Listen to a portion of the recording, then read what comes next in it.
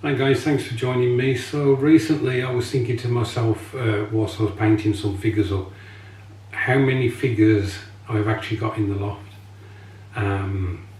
So over the last few days I've spent some time each day bringing some stuff from the loft and putting it in my daughter's bedroom, because obviously she no longer lives here, and I've put it all out for you to see.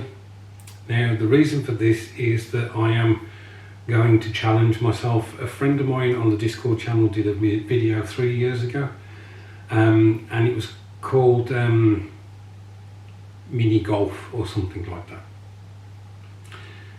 And the idea behind it is, for every miniature that you paint, you award yourself -1. Now it's got to be based as well, so painted and based. For every miniature you buy, it's +1. Okay. There are some additional rules, so it counts for you car guys as well. If you paint and finish a model in it's -1. If you buy a model, it's +1. For us war gamers and figure painters, if you paint 5 figures or more and they constitute a unit, then you get, say, 5 figures. That's -5 and an additional -1 because it's a unit. Alright. If you sell figures prior to painting them, that's also a -1. If you give figures away, that's also a -1. Okay.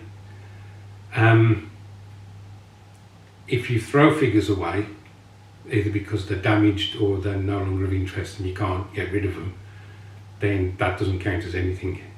Alright. I know I've got some figures that are potentially damaged, and so I'm not going to make myself paint them in order to it just doesn't make sense, so that they just don't count as anything. Just get rid of them. I think that's it for the moment. I will try and go over the rules again in a bit. But let's have a look at the figure stash. This is only my figures, this is not my models. My model stash is probably twice as big, if I'm honest. Right, let's go and have a look. So this is my figure stash, guys. This, I think, is the first time I have seen it all together. It was all over in different parts of the loft. I have tried my best to grab everything, so I'm hoping everything is here. So yeah, some of the stuff you can see is still in cellophane wrappers because it hasn't been opened. It's just that I see something or have an idea for a project, and then I think, oh, that figure would be useful. I'll go out and buy the box. I'm continuing with the project that I've already, started. And then I come to the end of that, and then I completely kind of move on to something else, and I don't carry on with what I was intending to do. This stuff down here is the cheapest way, one of the cheapest ways to get Games Workshop figures. These were on sale at Forbidden Planet. Now, you have to be careful because you can be buying stuff that you don't particularly want because it's cheaper. But thankfully everything here, I think, is either Gloomspike Gits, Sylvaneth or Sisters of Battle, 3 armies which I have shown on my channel that I'm really interested in. So that's that. We've got some Star Wars Legion. This box, I have practically painted all the figures in that. So I think there's only about 25% of the figures left in that one. This one I haven't touched at all. This Battle of Osgiliath, as you can see, still in cellophane. So that's got the Gondor army in there and the Mordor army in there.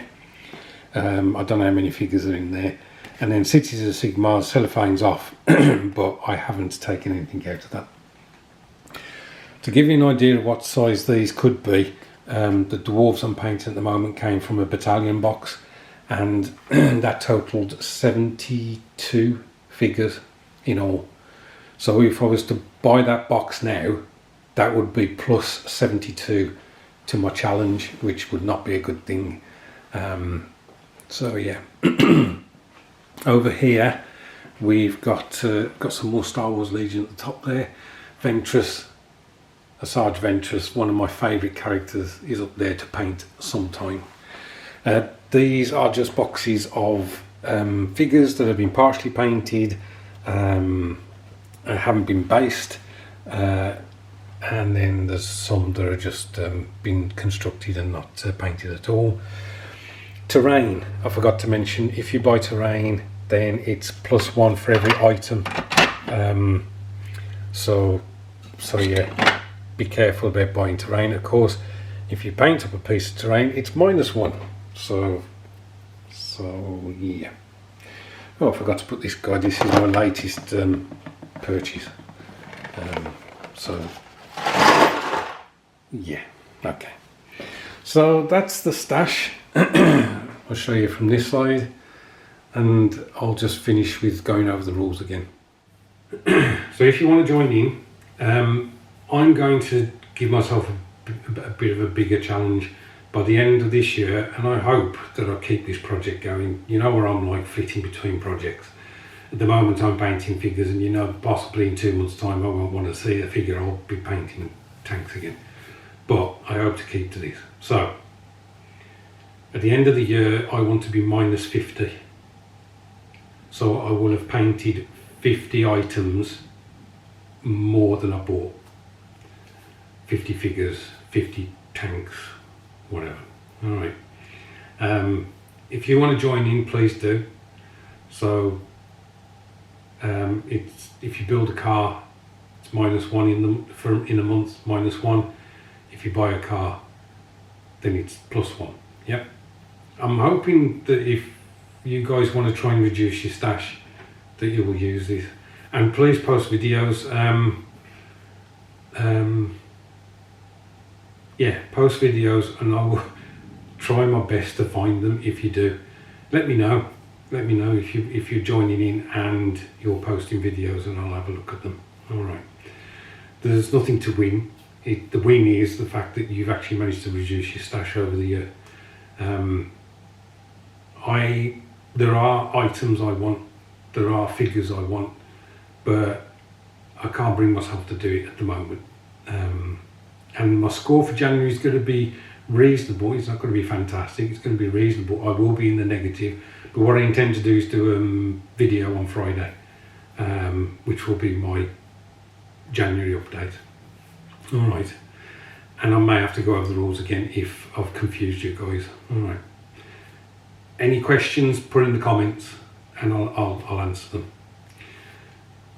I hope your week has started well. I know it's Monday. Look after yourselves, and I'll catch up with you soon.